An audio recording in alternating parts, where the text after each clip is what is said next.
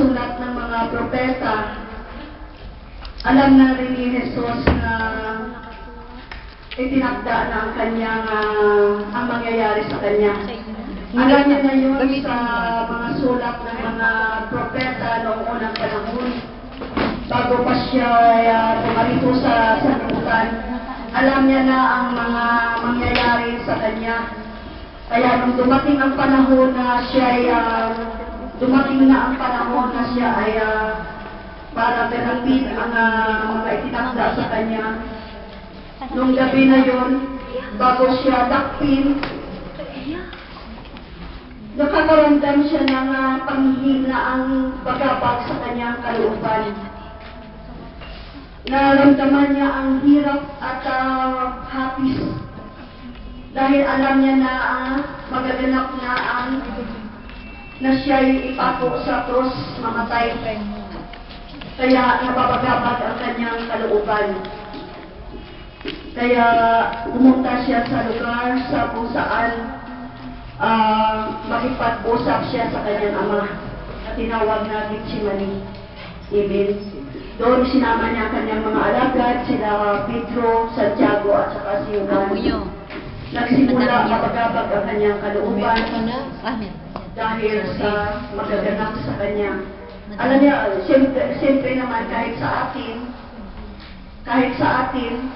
siyempre kapag alam na natin na tayo ay mamamatay, siyempre ano ang ating mararamdaman? Mapapagabag ang ating puso at mahahapis tayo. Alam na ni Jesus na sa gabi na yon, dadakpin siya upang hatulan ng kamatayan. Okay, kaya napagabag ang kanyang kalooban. Katulad din yan sa atin. Sa mga sandaling iyon, alam na natin na si Kristo ay nasa kanya na ang Espiritu ng Diyos at ang Ama na sa kanya na nung bautismuhan siya, kung natin mababasa ang Biblia, bumaba ang Espiritu ng Diyos sa kanya sa pamagitan ng kalapati. So, on the time na ganapin na ang kanyang pagkamatay, nariyan na sa kanya ang Espiritu ng Diyos o ang Ama ay nasa kanya na. Ngunit sa mga sandaling iyon, nariyan din ang kanyang katangian ng laman bilang tao. Amen. Narinig niyo mga kapatid. Si Kristo ay Diyos na totoo at si Kristo ay taong totoo. Amen. Kaya sa mga sandaling iyon, dalawang naghahari na sa kanya. Ang Espiritu ng Diyos at ang laman bilang tao.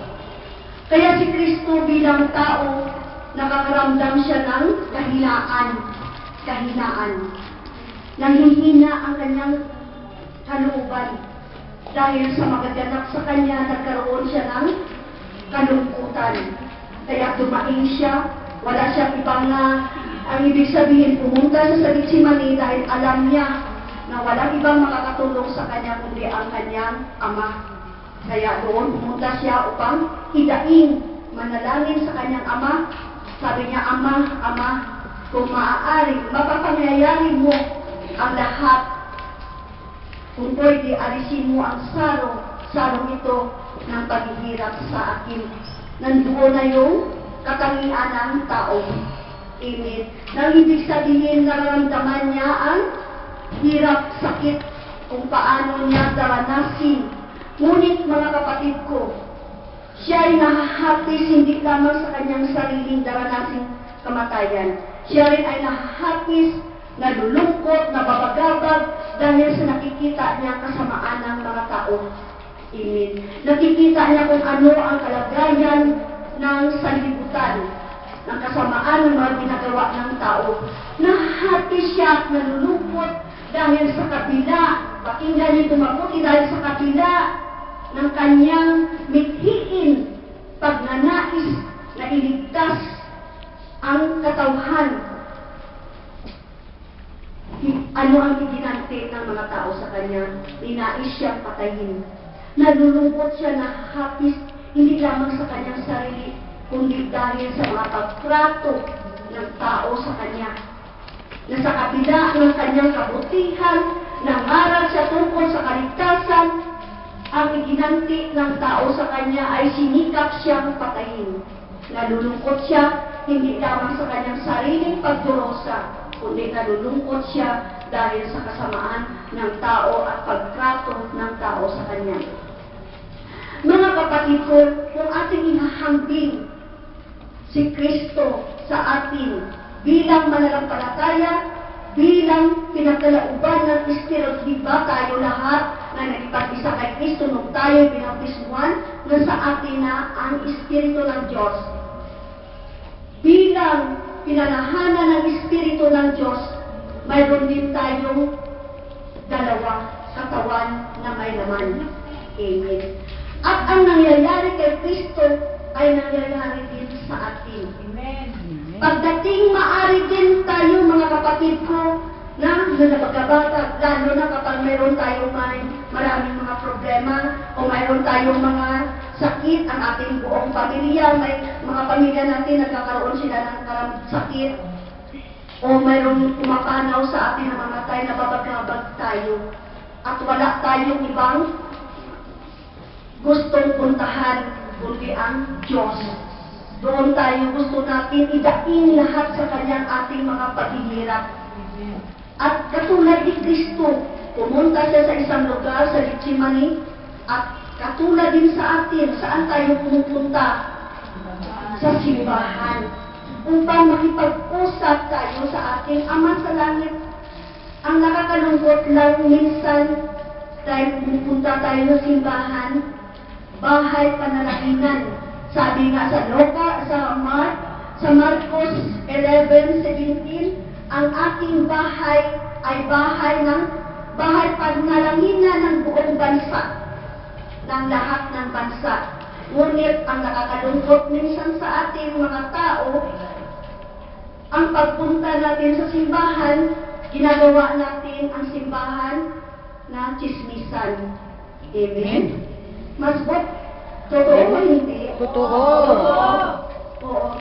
Sabi ni Jesus, ang bahay ng ating Ama ay bahay panalangin, kung saan natin matatagpuan ang ating Ama sa langit. Kung saan natin idaing ang lahat na ating paghahapis o ang ating kahirapan na naranasan. Doon natin pumupunta tayo sa simbahan. At katulad ni Kristo, pumunta siya sa siyang lugar na gusto niya masulo ang kanyang Ama na makipag-usap. At yan din ang nangyayari sa atin kapag nagkaroon tayo ng problema, nagkaroon tayo ng kapighatian, pumupunta tayo sa church para makipag-usap sa ating Ama na hindi nakikita.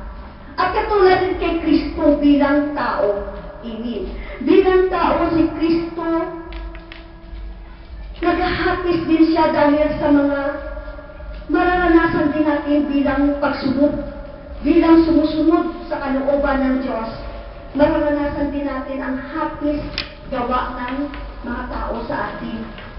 Di ba si Kristo nahapis siya, namighati siya dahil sa kabila ng kanyang ginawa, sa kanyang kabutihan, wala siyang kasalanan, ngunit ano ginawa ng tao sa kanya? Pinagbintangan siya, inusit siya, inalipusta siya. Bilang tagasunod ni Kristo, bilang tagasunod, mararanasan din natin yan. Maobserbahan din natin sa ating mga sarili. Ilang beses ba tayo gumawa ng kabutihan sa ating kapwa ng sukli masama? Amen. Amen po. Sa pamilya, ilang beses tayo naghangad na mapabuti ang ating pamilya. Amen. Ano ang sinusukli ng ating pamilya? Sa mga kaibigan, ilang beses tayo naghangad na mapabuti ang ating mga kaibigan. Ano ang sinusukli ng mga kaibigan sa atin? Sa komunidad, ilang beses tayo naghangad na maging maayos ang komunidad. Ano ang ating nasusukli sa atin? Pag-uusig, kapighatian. Bilang tao at tagasunod ni Kristo na pinanahanan ng Espiritu ng Diyos, hindi tayo makakaiwas bilang tao at mangyayari ito lahat sa atin. Amen. Ang sabi na sa sulat ng Tesalonica, ang mga pag-uusig ay bahagi ng kalooban ng Diyos para sa akin. Bahagi ng kalooban ng Diyos para sa akin. Amen. Okay. Pagkano na yun? Punta tayo doon sa tatlong alagad na isinama ni Kristo nung pumunta siya sa Getsemani. Ano ang ibig sabihin nito? Amen. Okay. Diba, halimbawa sa Pilipinas, kapag may namatay tayo kamag-anak, mayroon din tayong isinasama upang magkuya, maglamay, Makipaglamay. Yan din ang ginawa ni Kristo. Yung tatlo na yan para makiramay sa Kanya. Amen. Yun din mga kapatid ko, kung minsan sa antok ng mga nagdalamay, wala na natin ginap natutulog na lahat. Minsan, isa na lang yung nakaupo sa tabi ng patay. Dahil sa antok. Yun din ang nangyari sa tatlong alagad. Antok na antok sila.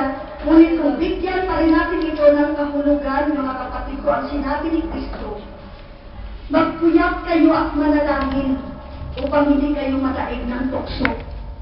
Ang espiritu ay handa, ngunit ang laman ay Mahina. Kapag ating tinanong ang ating sarili, kailangan din natin pagnilayan ng ating mga sarili, mga kapatid. Tayo, si Kristo, sa mga sandaling iyon, sinabi niya sa Ama, sa kabila ng kanyang kahirapan, paghahapis ng naramdaman, sinabi niya pa rin sa Ama, gayon man, ang kalooban mo ang masunod, hindi ang sa akin.